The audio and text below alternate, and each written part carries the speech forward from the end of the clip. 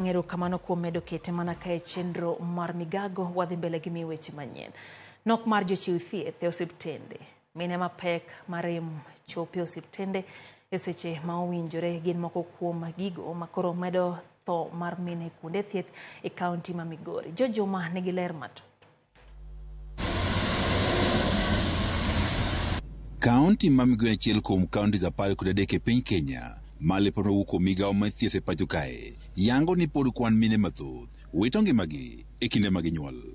Lipot yango ni mine 7 kuom mine 10 ma wito ngimagi e kinde mag nyuol timore e kinde mag otieno, odiechieng' mag yweyo kata holidays, kaachiel kod giko mar odira kata weekend. Seyo mathoth koro ken jochiw thieth kaluwore kod lipodni. E kinde twak maro kod jokanye sekretariat mar thieth e kaonti ma Migori, nok ma jochiw thieth to ayo osiptende mayudore kor gwenge ma oting'o dispensary en achiel kuom gigo ma osekelo thoge mag joma mine e kinde mag nyuol. The county government osatemo. En man kaka wang'eyo ni demand mag staffs gin gima medore odiechieng' kodiechieng'. Undiko ji, nitie joma retire, nitiere osiptande migero manyien ma bende nyaka yaw. Nyalo miyo wanyalo koni in terms of staffing is an area ma pod nyalo dwaro support matin. And maybe you get into 24-hour service coverage is still a challenge because you'll find a nurse in a facility manages from day to evening. Then when it comes to night hours, there are no members to tackle the mothers. Bedo ne moko joma mine mapek bende chopo osiptal ka kinde koro sedeko. Bende koro skelo thoge mag joma mine. Kaka lero kod apisano ma ochune tayo chenrogo mag nyodo e kaonti ma Migori, Joseph Okidi.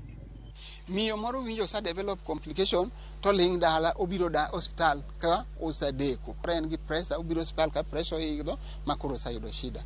Ywak nitie ni seche moko mine mapek bedo kod pek e chopo osiptende nikech nok mar nyamburko mating'o jotuo ma ong'ere kaka ambulance ma nyamiyo gichopo osiptende e sama owinjore. You'll find issues of electricity, still some challenges within our setting. So, when a mother gets to a facility at night, it is darkness and the staff is also there are no electricity. So, conducting a quality service becomes a challenge, and per se, you will find that mothers prefer to move to a longer distance, and that long distance moving to one health facility to another health facility can also cause a delay in delivery. Also, it also contribute to complication in delivery.